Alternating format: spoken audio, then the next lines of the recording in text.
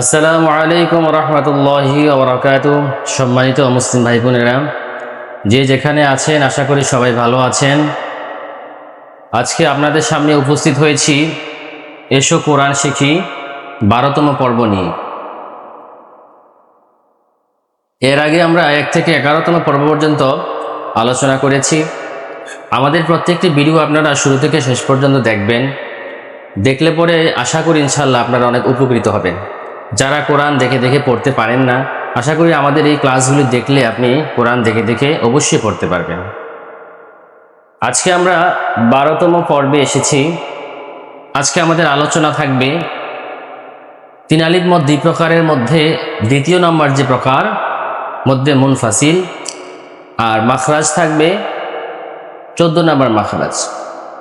আমরা গত পর্বে 13 নম্বর পর্যন্ত আমাদের মাখরাজ শেষ হয়েছিল। আজকে আমরা 14 নম্বর মাখরাজ নিয়ে আলোচনা করব। আরবি হরফ হলো 29টি, মাখরাজ হলো 17টি। মাখরাজ হচ্ছে হরফ উচ্চারণের স্থান। মাখরাজ যদি আপনি না জানেন তাহলে আপনি হরফ উচ্চারণ করতে পারবেন না। এজন্য মাখরাজগুলি আগে জানা জরুরি এবং মাখরাজ অনুযায়ী হরফগুলি উচ্চারণ এটা প্র্যাকটিস করা অত্যন্ত জরুরি। তো আজকে আমরা 14 নম্বর মাখরাজ নিয়ে আলোচনা করব। 14 নম্বর মাখরাজ। 14 নম্বর মাখরাজটি হচ্ছে নিচের ঠোঁটের পেট। নিচের ঠোঁটের পেট সামনের উপরে।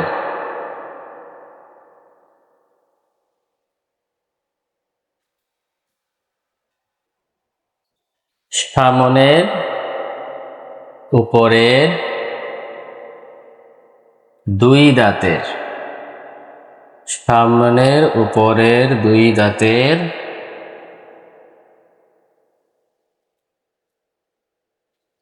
আগার সঙ্গে লাগাইয়া।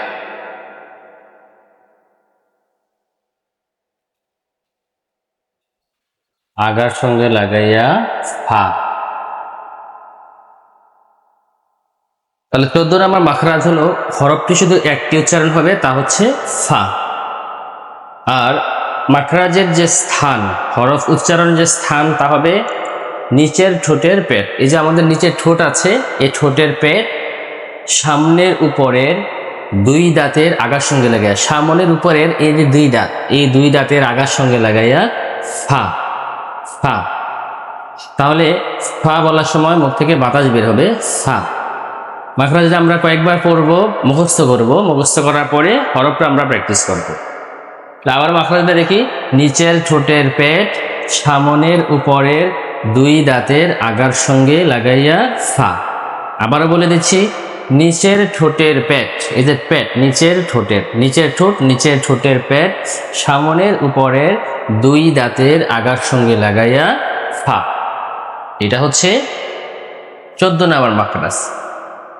তো আমরা 14 নম্বর মাখরাজ শিখলাম। এটা আমরা আগে মাখরাজটা শিখবো, তারপর আমরা বারবার প্র্যাকটিস করবো। ইনশাআল্লাহ আমাদের হরফটা শুদ্ধ হয়ে যাবে। এখন আমরা আলোচনা করব মদের বিবরণের মধ্যে 3 আলিফ মদ 2 প্রকার। এর মধ্যে একটি হচ্ছে মদ্দে আরজি, আরেকটি হচ্ছে মদ্দে মুনফাসিল। আমরা গত পর্বে আলোচনা করেছিলাম মদ্দে আরজি নিয়ে। আবার লিখে দিচ্ছি আমি 3 আলিফ মদ। 3 আলিফ মদ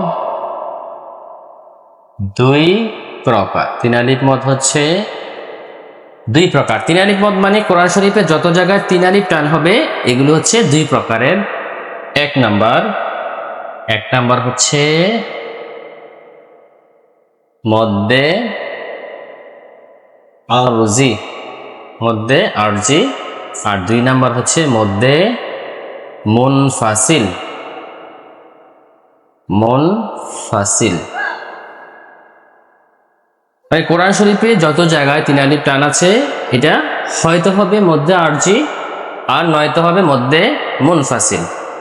তো মধ্যে আরজি হচ্ছে মদের হরফের বামের হরফে ওয়াকফ হইলে তিন আলিফ টানিয়ে পড়তে একে মধ্যে আরজি বলে। একটা উদাহরণ দিচ্ছি আমি, গত পর্বে যদিও আলোচনা করেছিলাম, আজকে আবারও একটু স্মরণ করে দিচ্ছি। এক্সাম্পলটা হচ্ছে এটা, যেমন রব্বিল আলামিনা, আলামিনা। দেখেন রব্বিল আলামিন, এখানে দেখেন জেরের বাম পাশে জজমালা ইয়া মাদের হরফ, তাহলে মদের হরফ হইলে টান হয় কত? এক আলিফ। কিন্তু মদের হরফের বামের হরফে যখন ওয়াকফ হয়, যে এটা ওয়াকফ হয়ে গেছে, যে আলামিন আমরা এখানে থামছি, তো মদের হরফের বামের হরফে যখন ওয়াকফ হয়ে যায় তখন এটা এক আলিফ থাকে না, এটা হয়ে যায় তিন আলিফ। এই যে তিন আলিফ টান হলো, এই তিন আলিফ টান হচ্ছে মধ্যে আরজি। এরকম ভাবে যত জায়গায় আমরা ওয়াকফ দেখব, ও ওয়াকফ ছাড়া মধ্যে আরজি হবে না, ওয়াকফ করলেই মধ্যে আরজি হবে। আর ওয়াকফটা হতে হবে মদের হরফের বামের হরফে। তাহলে মদের হরফের বামের হরফে যখন ওয়াকফ হবে তখন তিন আলিফ টানিয়া পড়িতে হয়, এটা হচ্ছে মধ্যে আরজি। আচ্ছা, এখন আমরা শিখব মধ্যে মুনফাসিল কাকে বলে। মধ্যে মুনফাসিল, আজকের পর্বে আমাদের মূল আলোচনা হচ্ছে মধ্যে মুনফাসিল। বলে মধ্যে মুনফাসিল। আচ্ছা, এটা সংজ্ঞাটা আগে লিখি আমি। সংজ্ঞাটা হবে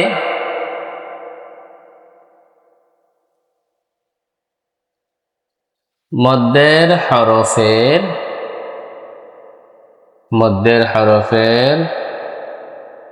উপরে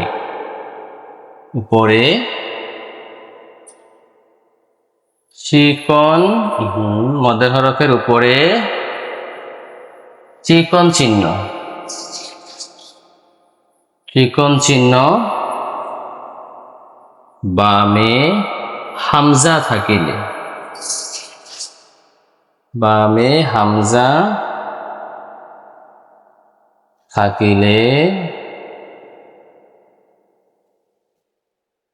তিন আলিফ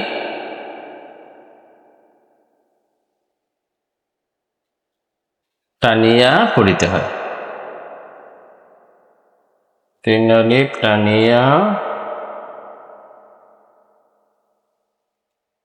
পড়িতে হয়, ইয়াকে মধ্যে মুনফাসিল বলে। একটা উদাহরণ দিচ্ছি তাহলে সহজে বোঝা যাবে। যেমন অলু আমান্না, অলু আমান্না।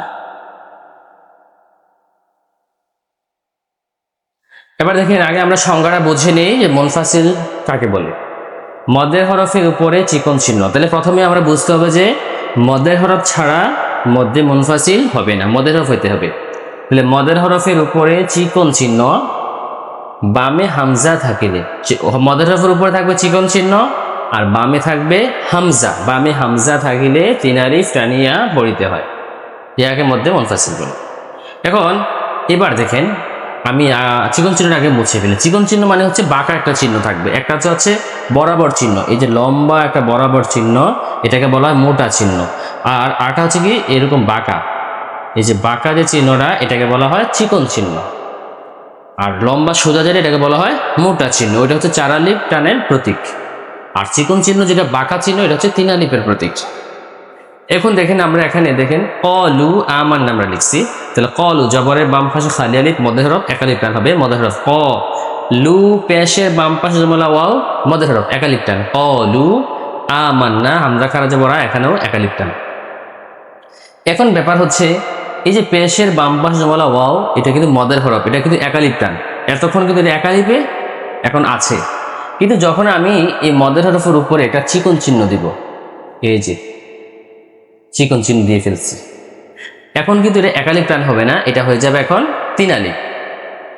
মদের হরফের উপরে চিকন চিহ্ন বামে হামজা, বামে কিন্তু কি থাকে, আর কোরআন শরীফের যত জায়গায় এই চিকন চিহ্নটা দেখবেন যে নিচে অবশ্যই মদের হরফ পাওয়া যাবে আর বামে অবশ্যই হামজা পাওয়া যাবে। যত জায়গায় আপনি দেখবেন কোরআন শরীফের মধ্যে এই চিকন চিহ্নটা আছে, এই নিচে দেখবেন অবশ্যই মদের হরফ আছে এবং দেখবেন বামে হামজা আছে। তাহলে মদের হরফের উপরে চিকন চিহ্ন বামে হামজা, তাহলে 3 আলিফ টানিয়া পড়িতে হয়, এটা হচ্ছে মধ্যে মুনফাসিল। আরেকটা উদাহরণ দিচ্ছি, যেমন ইন্না আ'তাইনা, এই যে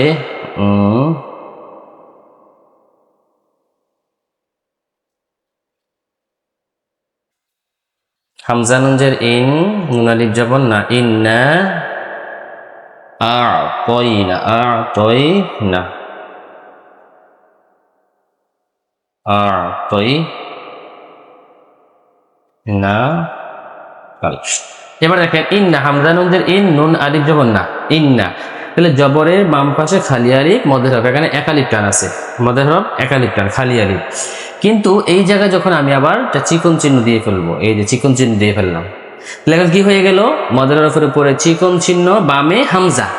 ঠিক এটার মতোই এটাও কি, ওয়াওটা মদের হরফ, উপরে চিকন চিহ্ন বামে হামজা, 3 আলিফ টান, মধ্যে মুনফাসিল। আর এখানেও কি, মদের হরফের উপরে চিকন চিহ্ন বামে হামজা, তাহলে 3 আলিফ টান, এটাকে বলা হয় মধ্যে মুনফাসিল। তাহলে আজকে আমরা মধ্যে মুনফাসিল শিখে ফেললাম। কোরআন শরীফের যত জায়গা আমরা এই চিহ্নটা দেখব, ঠিক চিহ্নর নিচে দেখবো একটা মদের হরফ আছে, আর বামে দেখবো হামজা আছে। তাহলে মদের হরফের উপরে চিকন চিহ্ন বামে হামজা থাকিলে 3 আলিফ টানিয়া পড়িতে হয়, ইয়াকে মধ্যে মুনফাসিল বলে। তাহলে 3 আলিফ মদ আমরা শিখলাম 2 প্রকার, একটা মদ হচ্ছে মধ্যে আরজি, একটা হচ্ছে মধ্যে মুনফাসিল। মধ্যে আরজিটা ছিল মদের হরফের বামের হরফে ওয়াকফ হইলে, আর মধ্যে মুনফাসিলটা হচ্ছে মদের হরফের উপরে চিকন চিহ্ন বামে হামজা থাকিলে 3 আলিফ টান। বাস, এই কোরআন শরীফের যত জায়গায় 3 আলিফ টান আছে, এই 2 প্রকারের যে কোনো এক প্রকার হবে।